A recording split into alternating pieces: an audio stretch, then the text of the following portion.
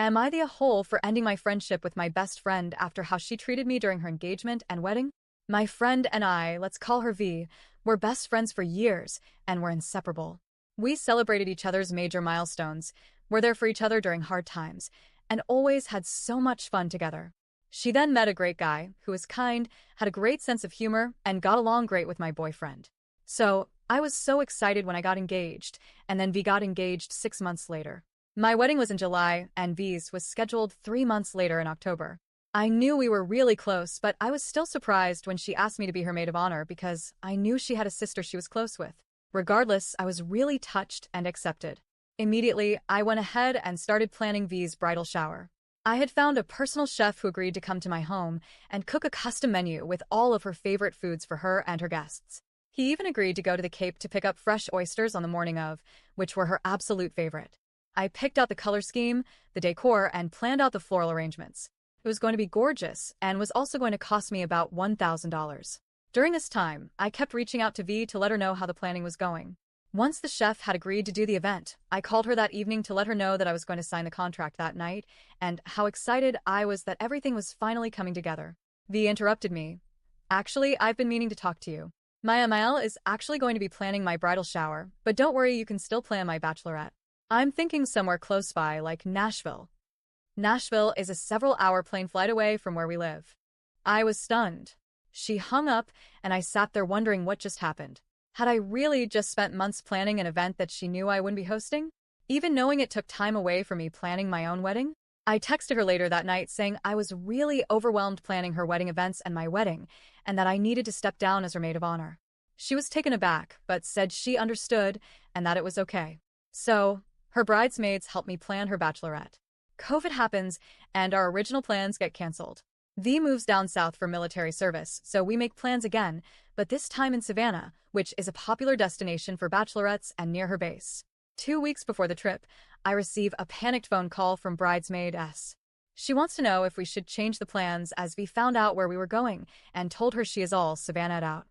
I reassure her we'll have a great time and that I'm sure V will love it once we get there. We had already booked a penthouse suite that overlooked the water, spa packages, foodie tours, the works. We really went all out. Well, V texted us the following day that she was still concerned about COVID and canceled the trip on all of us. It was too late to rebook something as her wedding was just a few weeks away, and I lost $400 on a non-refundable plane ticket. So fast forward to the wedding weekend. My husband and I make the drive to the wedding venue, and when we get there it is huge. Like a college campus huge. There are multiple wedding areas, reception buildings, and tons of different accommodations for overnight guests. At the rehearsal dinner, V is going on and on about how we're meeting tomorrow at the bridal suite. I had noticed when we checked in that the hair salon on campus is called the Bridal Suite. So, the next morning I walk over there with my dress, my makeup, shoes, and breakfast for the girls. I'm told I'm too early and that the appointment is later that day. I call V confused and ask her again where we're meeting.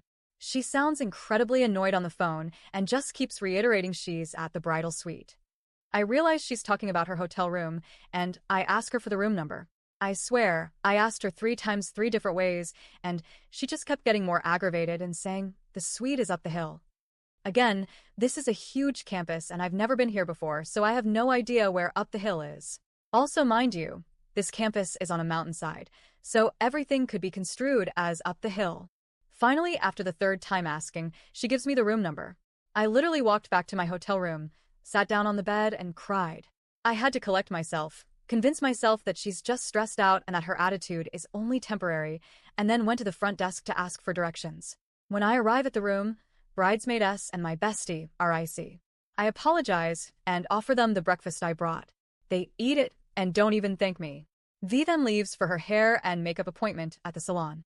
I do my own makeup, as V said we weren't having makeup done, and V texts me to come down to the salon for my hair appointment. When I arrive, however, V demands I get my makeup done too.